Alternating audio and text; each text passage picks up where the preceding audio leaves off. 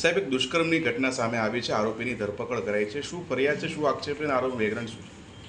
Ramol police station વિસ્તારમાં ગઈકાલે BNS 69 મુજબ એક રેપની ફરિયાદ દાખલ કરવામાં આવેલી છે, જેમાં જે આરોપીનું નામ છે વિજયભાઈ રમેશભાઈ પ્રજાપતિ, અને જે ભોગ બનનાર અગાઉ એના મધર ફાધર સાથે જ્યારે અહીંયા રહેતી હતી, એ જ્યાં રહેતી ત્યાં નજીકના જ વિસ્તારમાં જે આરોપી છે એ આરોપી ગાર્મેન્ટનું પ્રિન્ટિંગનું કામ કરતો હતો. એ દરમિયાન જે ભોગ બનનાર છે એ એની બહેનપણી સાથે અવારનવાર ત્યાં જતી હતી. એ તો આમના કોન્ટેક્ટમાં આવતા બંને એકબીજાને ફોનની આપલે કરી હતી.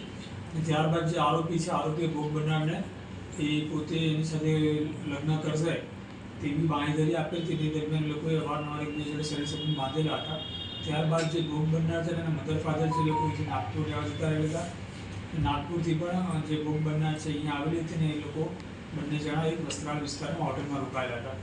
ત્યારબાદ જે ભોગ બનનારના ઘરે પણ આ વસ્તુની ખબર પડી જતા ભોગ બનનાર જે છે આરોપીને લગ્ન કરવા માટેનું કહેતા જે આરોપી છે એને લગ્ન કરવાની ના પાડી, જેથી તેની વિરુદ્ધમાં તેને લગ્નની લાલચ આપી તેનું મરજી વિરુદ્ધ દુષ્કર્મ કર્યું હતું, જેની ફરિયાદ લેવામાં આવેલી છે અને આરોપીની ધરપકડ કરવામાં આવેલી છે.